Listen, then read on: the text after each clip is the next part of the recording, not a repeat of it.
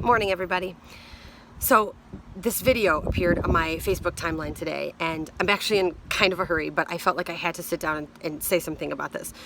So quick backstory for those of you who are not local or don't follow the news.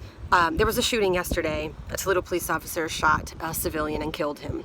And I'm not really here to make a commentary on that. First of all, I don't think the whole story's out yet. I'm not really sure all the details, and I think there's a lot of misinformation out there, so I'm not here to feed into that in any way. But after the shooting, there was a confrontation between some civilians and the police. And one particular civilian was filmed shouting in the face of a police officer. And he wasn't even shouting about the shooting, really. He was just like, he was making fun of the police officer's physical shape. He was calling him names. He was basically roasting him face to face, yelling horrible things, really immature things, really, at this police officer. Again, having nothing to do with the shooting so much, more just about hating cops, I guess. And it got me thinking about this article that I read years ago when I was a new teacher. And I want to talk to you about that now. So I'm here to talk to you about walnut trees and marigolds. So this article kind of enlightened me about it, and I've given it so much thought since I read it years ago. But essentially, a walnut tree, all right, look at a walnut tree. A walnut tree by itself is majestic and tall and beautiful, and you may walk by it and say, wow, that's a beautiful specimen of nature. But actually, walnut trees are toxic. And you wouldn't know that unless you were a vegetation specialist or a gardener, horticulturist or whatever. And they seep poison around all the soil that they are planted near. And so what ends up happening is you actually can't plant anything near a walnut tree because it kills everything around it. So a walnut tree standing by itself may look beautiful and majestic, but it's actually filled with poison. And you can't even plant another walnut tree near a walnut tree because they will kill each other. The poisons will literally attack each other until one of them dies and one is victorious and stronger. So walnut trees by themselves are dangerous. Marigolds, however, are known as the protector flower.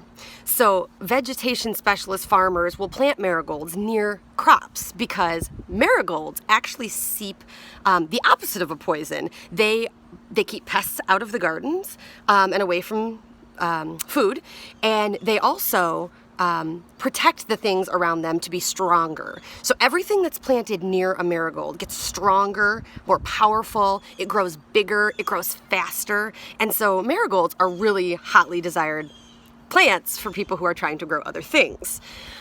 So it got me thinking about this article I read. And the article was about how you should surround yourself as a new teacher with other people who support you and in your goals. But, you know, in real life, I cannot help but think about how many of us on a regular basis deal with walnut trees. Sometimes by accident in public, sometimes by force, like at work or in a situation where you can't get out of it, and sometimes by nature, like we're related to them, or we live with them. And walnut trees have a way of infecting everything around them. And pretty soon you don't even realize that they're doing it. You just get sucked into the negativity and the bitterness and the nastiness around them.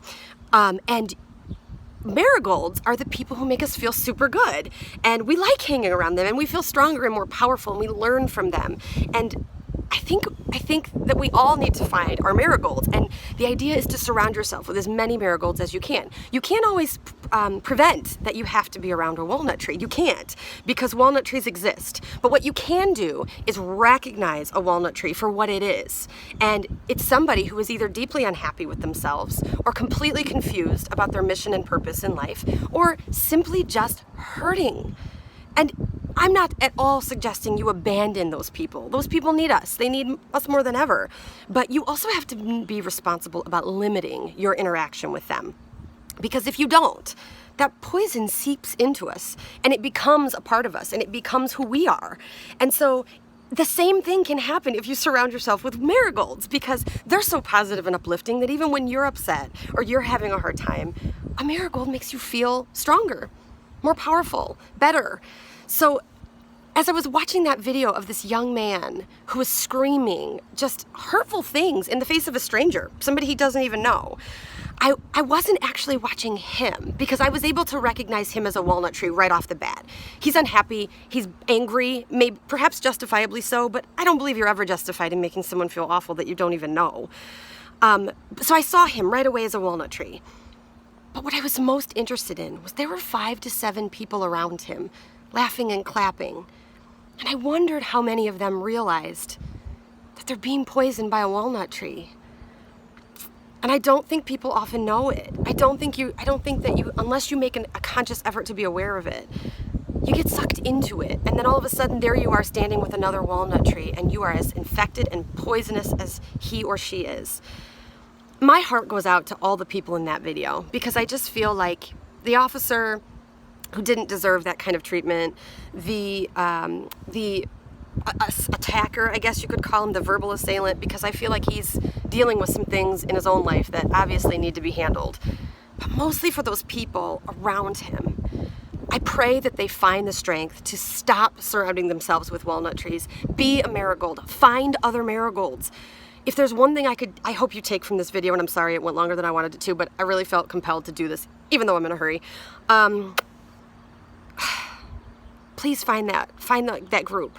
Find those people who make you feel good, whether it's on the internet and they just uplift you and make you feel powerful and strong and capable, whether it's in real life. And if you have to work beside, live beside, be beside a walnut tree on a regular basis, you have to practice self-care. You have to go out purposefully and intentionally and find other marigolds to uplift you and combat the poison that you are being fed by the walnut tree that you're around. It's that simple. Have a good Saturday. Find your marigold today, huh?